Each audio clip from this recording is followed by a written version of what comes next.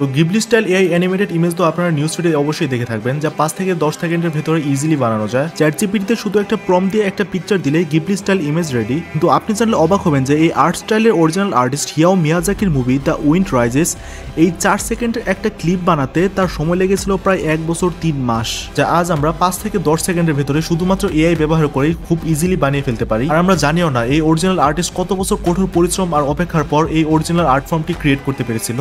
শুধু হিয়াও মিয়াজাকি না, one of the greatest animated movie of all time grave of the fireflies মুভির director ও creator ইসাও তাকাহাতা এবং তোমিও Suzuki এই 3 mastermind মিলে 1995 সালে গিবলি আর্ট স্টুডিও লঞ্চ করেছিল। আর তারা তাদের সেই আর্ট ফর্ম সারা বিশ্বকে দেখাতে চেয়েছিল। গিবলি আর্টের এই ট্রেন্ড আসার পর এখন দুই দল দুই দিকে চলে গেছে। কেউ কেউ বলতেছে এআই দিয়ে গিবলি আর্ট বানিয়ে আর্টিস্টকে অসম্মান করা হচ্ছে। যারা এই আর্টিস্ট বা এই আর্ট ফর্মকে জানে না, তারা শুধু এটিকে একটি কার্টুন হিসেবেই ধরে নেবে। তারা জানেও না যে এই স্টুডিও আর্টের পেছনে রয়েছে কত বছরের কঠোর পরিশ্রম। আবার অনেকে বলতেছে এটা জাস্ট একটা এআই পিকচার। আমার মতে একটা আর্টিস্টের কাছে তার আর্ট ফর্ম হচ্ছে দুনিয়ার সব থেকে দামি জিনিস। একটা কম্পিউটার বা এআই দিয়ে কেউ যদি 4 থেকে 5 সেকেন্ডের ভেতরে তার সারা জীবনের পরিশ্রম বানিয়ে ফেলতে পারে, তাহলে সেটা তার জন্য অবশ্যই কষ্টের হবে।